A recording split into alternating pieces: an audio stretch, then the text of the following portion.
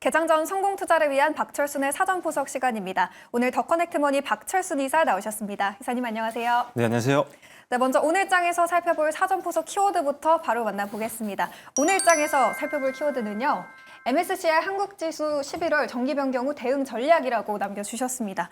지난번에 MSCI 관련해서 이야기를 나눴었는데 이제 11월 정기 변경 결과가 발표됐잖아요. 먼저 포인트 다시 짚어주신다면 전반적으로 어떤 의미였을까요? 네, 일단은 MSCI 이 정기 변경 같은 경우는 모건 스탠리 캐피탈 인터내셔널에서 매년 4번에 걸쳐서 편입 종목과 편출 종목을 정하는 일정이라고 보시면 됩니다.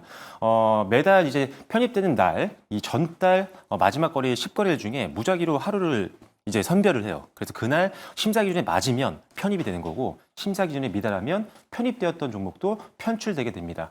그런데 여기서 중요한 점이 뭐냐면 이 편입 종목들 같은 경우는 이 많은 글로벌 투자 자금들 그다음에 기관들이 투자 지표를 사용하기 때문에 패시브 자금들이 들어온다라는 부분이죠. 그래서 주가가 기존에 상승할 가능성이 높다라고 보시면 될 것 같고요. 반대로 이제 편출 가능성이 높은 종목들은 편출된 이후에 패시브 자금들이 자연스럽게 빠져나갈 수밖에 없기 때문에 이런 리스크를 회피하기 위한 물량들이 선출해가 되면서 주가가 미리 빠지는 경우가 많다라고 보시면 될 것 같습니다. 실제로 1년에 4번이나 정기 변경이 있기 때문에 계속적으로 우리가 이들 종목군들만 공부를 하더라도 충분히 매수할 종목들과 피해야 될 종목들을 상당히 많이 필터링을 할 수 있기 때문에 지금은 변경 후지만 지금도 오히려 매수할 종목들이 많다는 점 기억하시면 좋을 것 같습니다.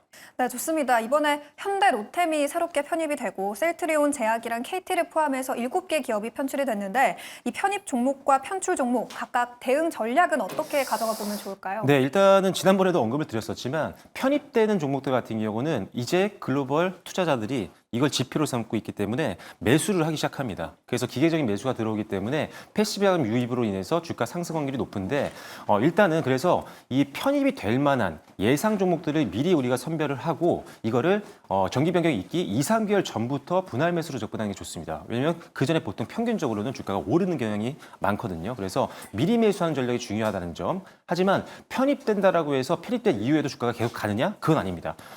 전반적으로 지금 평균적인 전례를 봤을 때는 편입된 이후에 단기적인 조정이 나오는 경우가 많습니다. 이벤트가 종료가 됐기 때문에 세론 개념도 좀 있는 거죠. 그래서 약간의 조정은 나올 수 있다라고 보시면 될 것 같고 반대로 편출이 예상되는 종목들은 미리 이미 자금들이 빠져나가기 시작합니다. 왜? 편출된 이후에 패시브 자금이 빠져나갈 게 자명하기 때문에 이를 피하기 위해서 미리 주가를 내리기 위해서 던진다라는 거죠. 그래서 매도세가 먼저 나오기 때문에 주가가 정기 변경 이전에도 빠지고 정기 변경 후에도 낙폭이 더 깊어지는 경우가 많다. 그래서 편출될 가능성이 높은 종목들을 미리 여러분들이 체크하지 못한다면 내가 이 종목 굉장히 좋게 보고 있었는데 왜 주가가 빠지지? 하고 모르면서 당하는 그런 결과가 생길 수가 있습니다. 그래서 그런 것들을 사전에 차단하기 위해서 편입된 종목만 관심을 갖는 게 아니라 편출된 종목들도 미리 알아놓으시고 내가 매수할 종목에서는 좀 제외를 하시는 전략으로 대응하신다면 조금 더 리스크를 줄이면서 포트폴리오를 좀 안정적으로 운영할 수 있겠다라고 말씀을 드리겠습니다.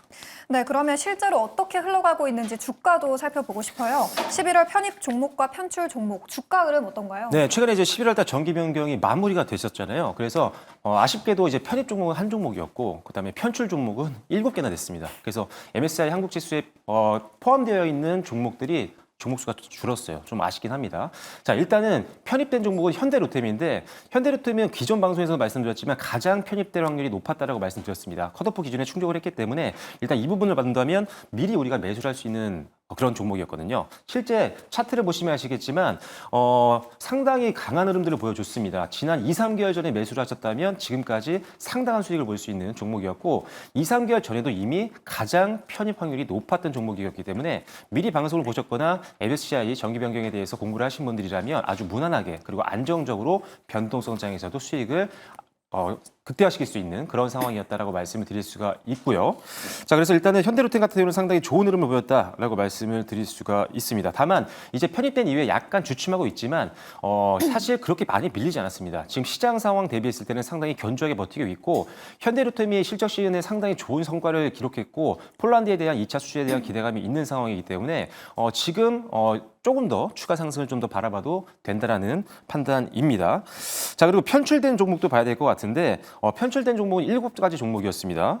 KT와 셀트리온 제약, 금양, 그리고 현대건설, 코스모 신소재, 현대제철, 한화솔루션까지 총 7가지 종목이었는데 이들 종목에 만약에 편출됐을 때 과연 패시브 자금이 어느 정도 빠져나갈 것이냐라고 예측을 한 자료가 있습니다. 한번 보여드리도록 하겠습니다. 자, 만약에 이들 종목이 이 MSCI 지수에서 편출이 됐다라고 한다면 일단 기본적으로 기본 거래대금 대비했을 때 셀트리온 제약 같은 경우는 2배 이상의 거래대금이 출회될 확률이 높았었고요. 가장 많은 거래대금 대비 출회량이 높았던 걸로 예상됐던 종목이 바로 현대제철, 그리고 3위가 현대건설이었고요. 그다음에 코스모 신소재. 이들 기업들이 일평균 거래대금 대비했을 때 편출됐을 때 빠져나가는 자금이 훨씬 더 큰 종목들이었습니다. 그만큼 더 위험한 종목이었다고 볼 수가 있는데 실제로 이들 종목들의 주가 추이 흐름들을 한번 살펴보면은 어마어마하게 많이 빠졌습니다. 이미 지난 방송에서도 언급을 드렸었는데 이들 종목들이 편출될 가능성이 가장 높은 종목들 중에 하나였고 실제 이번 정기 변경에서 편출이 되면서 편출되기 전에도 주가가 많이 빠졌지만 편출이 확정되고 난 이후에도 주가가 굉장히 많이 빠졌습니다. 지금 화면을 보시면은 다양한 종목들, 지금 편출된 종목들의 주가 흐름들이 나오고 있는데 정기 변경, 11월 정기 변경이 나오기 전에 2, 3개월 전부터 주가는 계속적으로 우하향 흐름을 그려왔고요. 편출이 확정된 이후에도 주가는 급락을 하면서 추가 낙폭들을 전반적으로 보여주고 있는 상황입니다. 따라서 이 편출될 가능성이 있는 것들을 알고 계셨던 분들이라면 미리 이 리스크들을 회피하면서 포트폴리오를 좀 더 안정화시킬 수 있었겠지만 만약에 이거를 미리 공부를 하지 않았던 분들이라면 아쉽게도 손실이 좀 폭이 더 커질 수 있는 상황이었기 때문에 이번 방송을 보고 계시는 분들은 MSCI 1년에 4번이나 있습니다. 여러분들이 계속적으로 체크를 해야 되는 일정들이고 편입될 종목들이 어떤 종목들이 있는지 그리고 편출될 가능성이 높은 종목들은 어떤 종목이 있는지 반드시 선별하시고 편입될 만한 종목들은 2, 3개월 전부터 천천히 사시는 거예요. 물론 펀더멘탈의 이상이 없고 주가가 큰 부담이 없다면 접근을 고려하시면 좋을 것 같고요. 그리고 편출될 가능성이 높은 종목들 2, 3개월 전부터 증권사 리포트라든지 이런 것들을 통해서 충분히 여러분들이 찾아볼 수가 있습니다. 이들 종목군들은 펀더멘탈이 아무리 좋아도 이 패시브 자금이 빠져나갈 우려 때문에 주가가 미리 빠지는 경우가 많기 때문에 이들 종목군들은 매수할 때 좀 주의를 하실 필요가 있겠다라고 말씀을 드리도록 하겠습니다.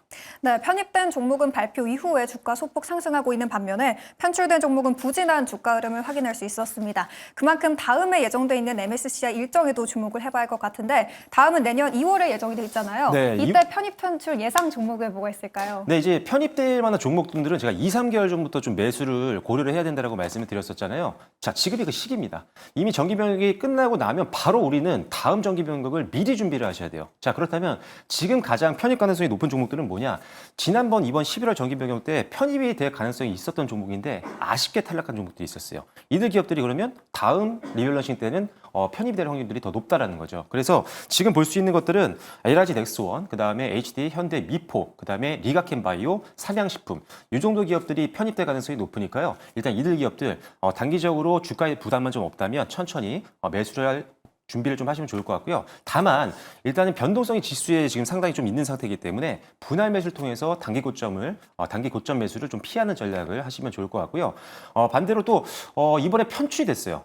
KT가 편출이 돼서 급락이 나왔었는데 이 종목 같은 경우는 다시 또 매수를 또 할 수 있을 것 같습니다. 왜냐하면은 편출이 됐지만 편출된 종목 중에는 또 시가총액 상위 종목이기 때문에 다시 또 편입될 확률이 있거든요. 그리고 사실 이게 포린 룸이라고 해서 이게 외국인들이 지분을 49%까지밖에 못 사는데 이미 다 샀었어요. 다 사 있는 상태였기 때문에 외국인들이 KT의 비중을 더 이상 늘릴 수가 없는 상태였습니다.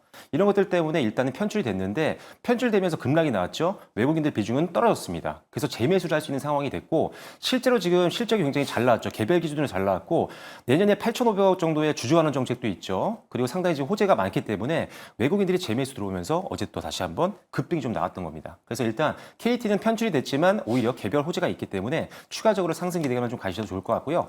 반대로 편출될 만한 종목이 있는 건 뭐냐면 이번에 편출이 됐을 수도 있어요. 롯데케미칼인데 롯데케미칼 사실 지금 실적도 상당히 부진한 상태입니다. 3분기 때 영업 손실이 굉장히 큰 폭으로 전분기 대비해서 늘어났기 때문에 실적도 좀 좋지 않은 상태에서 편출되면서 패시브 자금까지 빠져나갈 수 있는 상황이 더해진 상황이기 때문에 주가 흐름은 여전히 안 좋은 상황이고요. 추가 하락도 우리가 염두에 둬야 되는 상황이기 때문에 롯데케미칼은 투자에 주의를 하시라고 다시 한번 말씀을 드리겠습니다. 네, 이렇게 해서 다음 일정 편입 편출 예상 종목까지 알아봤습니다. MSCI 정기 변경 발표 통해서 주가 흐름 뒤바뀌는 만큼 참고해 보시면 좋을 것 같고요. 오늘 전략도 잘 확인해 보시기 바라겠습니다. 지금까지 박철순의 사전 분석 시간이었습니다.